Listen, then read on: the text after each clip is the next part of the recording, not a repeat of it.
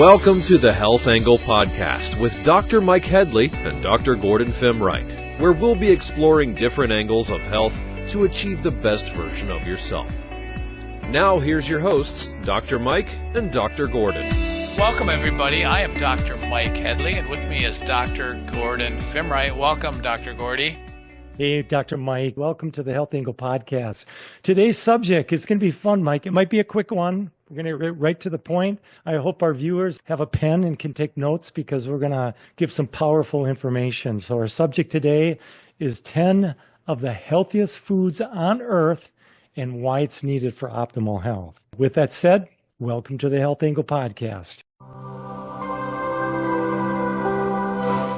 Dr. Gordy, I have some demonstrations. I'll show some pictures of most of the foods I have. I'll explain how I use them mostly, and then I'm curious how you utilize these foods as well. So my number one is dark green leafy vegetables. I got my wife a tabletop lettuce grower for our countertop, and it has water underneath that waters automatically, and then it has a timer of the light.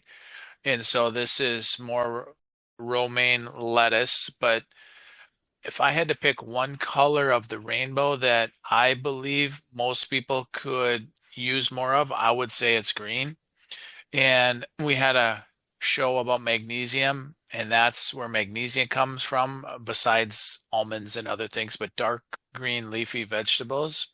High in vitamin A, vitamin C, calcium, a lot of phytochemicals that have antioxidants, fight cancer, a lot of fiber. So mostly I use the greens in a powder that I had for lunch, and then also just for salads. And I put salad in a bowl, and I'll put any kind of protein on top of it. And I'm getting more into like taco salads without chips and just put for lettuce as a base. So that's love lettuce and love the green powders. How about you, Dr. Gordy? How do you use your greens? I usually have a salad just like you, Dr. Mike, just throw a bunch of healthy ingredients. And I love it. It's just a little roughage. I'm big into smoothie where I get some other vegetables, but I like the roughage and I like the fiber.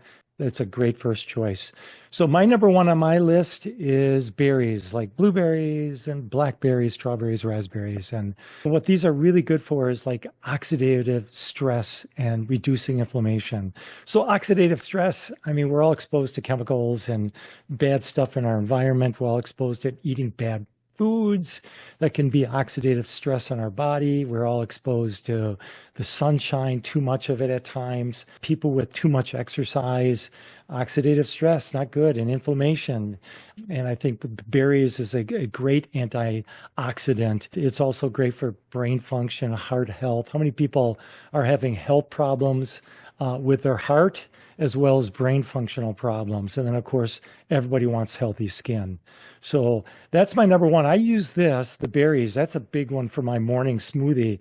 And by the way, when I think of morning smoothies, I was just reading just a quick highlight, just a blurb, and somebody said, man, with all the different cereals and as unhealthy as they are, they're loaded with chemicals and sugars and just bad ingredients. You're better off eating a pizza in the morning. Well, I don't eat the pizza and I don't eat the cereal, but I do like these healthy smoothies, and blueberries and blackberries are a component of that. How would you use this one, Dr. Mike? You know, I don't put them in as smoothies as much. I had a really good apple. I know that's not a berry, but it's a piece of fruit. And I just like blueberries washed and just as a dessert for me. And then raspberries. Those are my two favorite. I like blackberries too, but I just like blueberries just out of the carton, washed, and just as a snack. That's just my go-to dessert if I could have one. Yeah, it's funny you say that because sometimes I'll have the dessert. I'll put blueberries in a bowl, and then I'll get some organic protein powder and put it in, mix it up together, pour some rice milk, and it's my perfect dessert. So that's a good one. Yeah, I love it. My number two is green tea. They have decaf green tea as well. I try to drink a cup of green tea every day. It's rich in antioxidants. polyphenols, and they feed our good gut bacteria. They have a chemical called EGCG, which helps with heart disease, diabetes, and cancer. We talked about L-theanine as an adaptogen in one of our other podcasts as well. So green tea is a really superfood that you can, if you really don't like to drink the tea and taste it, you can get matcha green tea powder, and you could put that in a smoothie, and not, you don't even have to drink it. You could put that in a smoothie. A little demonstration. I have the green tea and the apple. This was almost a meal that I had one like this for lunch. So green tea. How about you, Gordy? Do you like green tea? Yes, I have one just about every day. I'll usually get a decaffeinated one. Usually try to have one or two glasses a day. I just have it in the form of a tea. So my number two, Dr. Mike, is fatty fish like mackerel or sardine. These are great sources, good for the brain health. And of course, our brain is mostly made up of fats. So we definitely need fats to rejuvenate that brain function. Heart health is also good. So these omega-3 also support eyes and joint health. I really have fish at a very minimal. Yeah, I don't do a ton of salmon. Someone told me last week that they get organic wild caught salmon from Alaska at Walmart.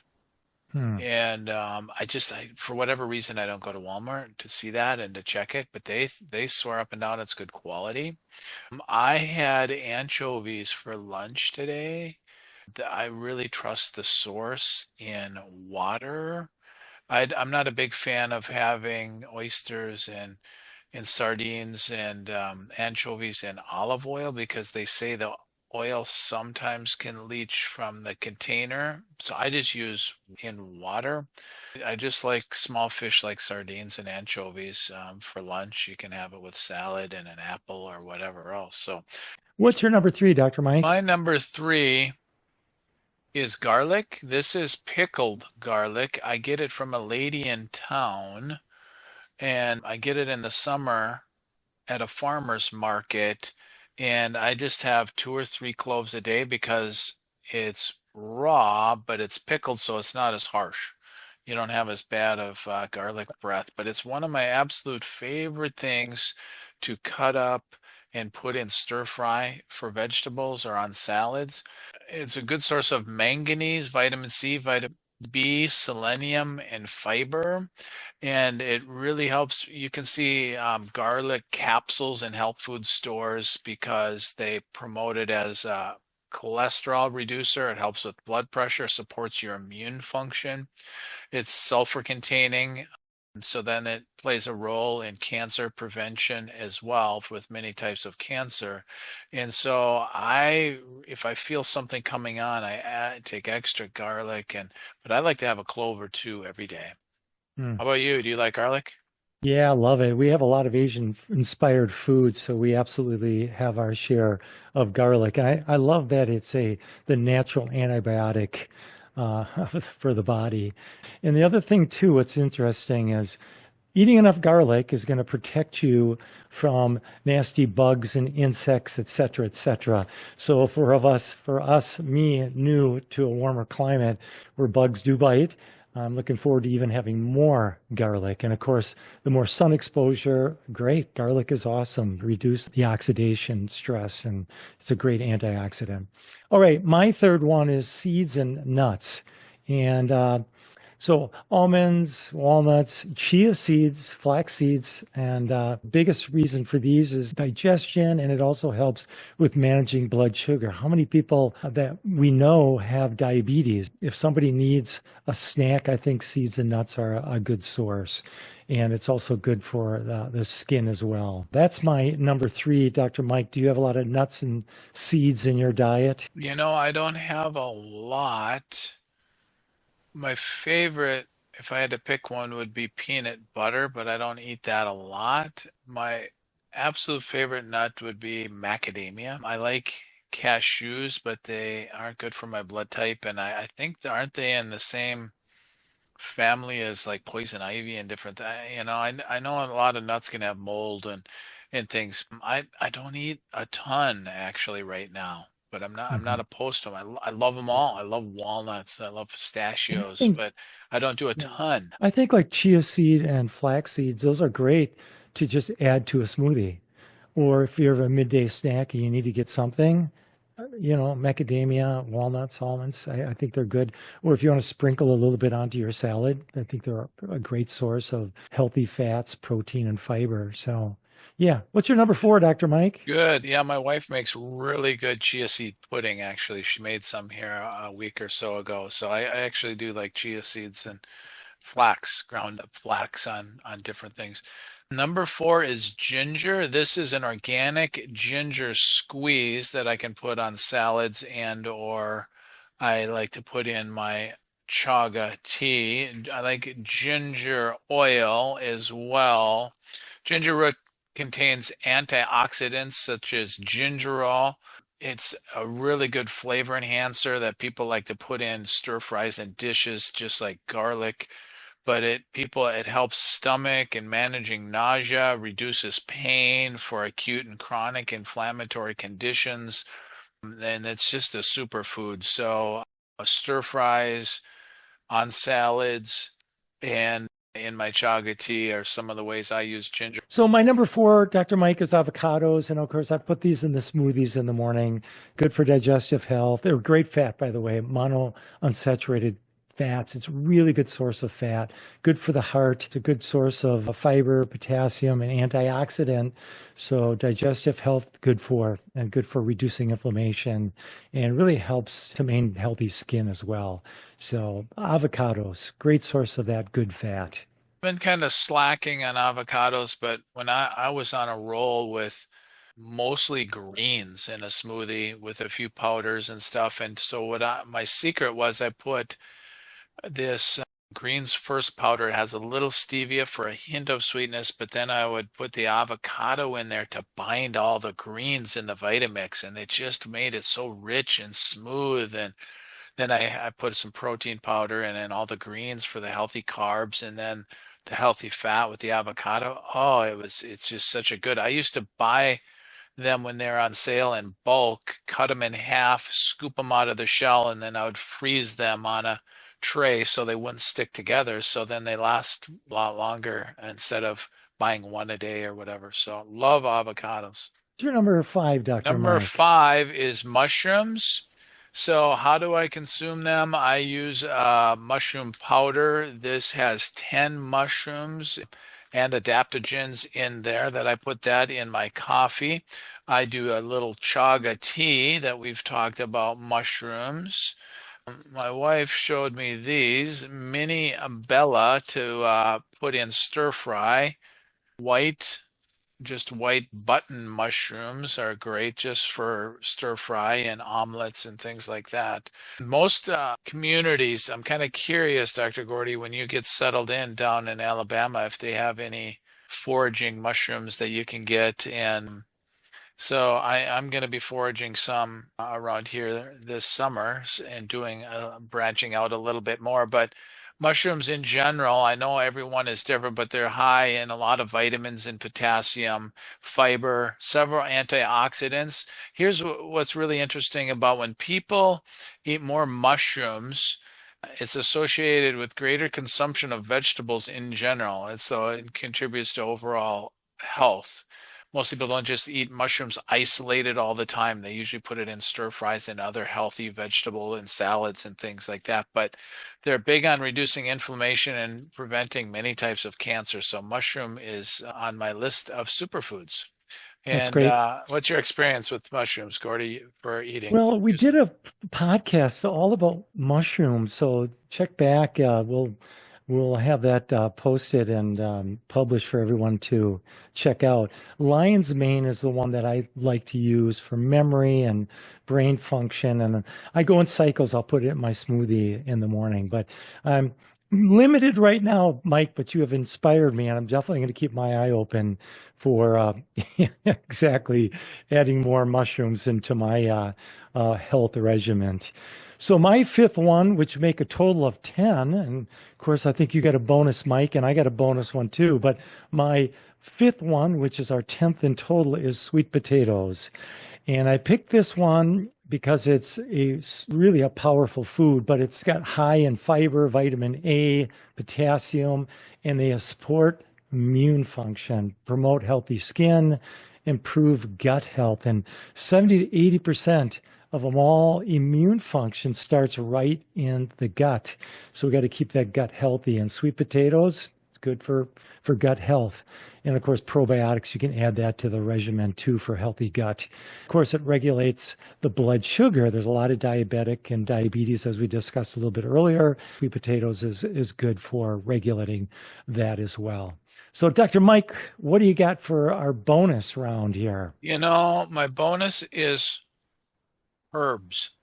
My wife borrowed her mother's dryer of herbs. So she had a really big herb garden this year. And so then instead of just using them fresh and then letting them freeze out, she picked them and dried them. And so, for instance, here's basil, and she just puts them in glass jars, and she has parsley, and we have oregano. And so what's really neat to have that in the cabinet while we're making stir fry. I love just to put these dried herbs in there since we don't have them fresh from the garden. Gives it good color, good flavor, really good for digestion. And they're really a superfood because they're concentrated in their nutrients. And so many herbs and spices have high antioxidant, antimicrobial, anti-inflammatory benefits, protects against a lot of cardiovascular disease, cognitive decline, type 2 diabetes, and just herbs in general can be added to so many things, smoothies and stir fries and omelets and salads, and they just spice it up by looks and smell and taste. And I'm a big fan of herbs. My bonus one is cruciferous vegetables, which include broccoli, Brussels sprouts, and cauliflower. And I'm a big fan of adding cauliflower to a smoothie because a lot of people are going, no, I don't know about cauliflower. In all honesty, you really can't taste it, but you get all the health benefits from it, which I think are critical. But from these, they're rich in fiber, they're a good source of vitamin C and K, and they fight cancer, those compounds that we're all exposed to. It reduces inflammation, which is really the foundation of virtually all diseases start at an inflammational standpoint. So it reduces inflammation. By the way, go back to our past podcast on inflammation, powerful. It's a great detoxification support system, and it's really good for overall cellular health. And then I got an extra bonus, and that's olive oil. It's really a great fat, a good fat, and a great antioxidant. So it's good for healthy heart and good blood sugar regulation. And it's really a staple that a lot of people that are on these Mediterranean diets, they use that. So you can sprinkle a little bit of that on your salad, or you can mix it in a stir fry, et cetera, et cetera. So a lot of good benefits. Yeah, great list and great foods that you brought up, Dr. Gordy. And likewise, you too, Dr. Mike. I think you can get so creative with a lot of these things, with, smoothies and sneaking them in here and, buying a different herb at your co-op. You can buy fresh herbs almost year round at Whole Foods and some of the other places. Cruciferous vegetables, I know a lot of people are making cauliflower crusted pizzas and cauliflower potatoes, garlic mashed potatoes and things like that. They aren't potatoes, so they're, cauliflower mashed, and we've put different herbs on them, and you can have vegetarian wings and different things like that, and you can slice it like a steak and bake it in the oven. So there's just a lot of ways to get creative, and I love Brussels sprouts cut thinly and then sautéed and stir fried with garlic and herbs. So yeah, just get creative with some of this stuff and put it in a recipe or have it alone. Yep, I couldn't agree more. And I remember when I started the health journey for some of our new watchers that you don't know where to start, but trying to make this a hobby at first. Just look at ideals, use some of the things that we incorporate into our foods, and just start slow and just gradually build up. It becomes a lifestyle sooner than you think. But it's a great hobby because once you start looking for more and more things, and pretty soon you're on these newsletters and you're talking to people and you're seeing different like Facebook posts about health that you have joined, and it's a really fun momentum builder for this healthy, optimal living lifestyle. Totally agree, Dr. Gordy. So, start where you're at and then just keep building on that. And great episode, Dr. Gordy, as always. So I'd like to finish by asking our listeners, what's your number one takeaway when you're having dinner with your family next, or your friend or your neighbor? What's your number one takeaway that you can share with them about the top 10 superfoods plus bonuses, and how you can use them and or incorporate them in different and unique ways? And then number two is, what's your number one action step that you can take starting today? Can you write some of these things on a grocery list and pick them up over the weekend? Can you learn how to incorporate mushrooms into your stir fry and some of these other foods into a smoothie? Or how are you going to incorporate some of these superfoods into your life? So that's all I have, Dr. Gordy. That's great. Awesome. Good information, Dr. Mike. And I just want to let everybody know, please follow us. Please subscribe. Please click that notification bell. So until next week, thank you for joining us on this episode of the Health Angle Podcast. Until then. Thank you for joining us on the Health Angle Podcast. Please subscribe to our channel and catch us for our next episode.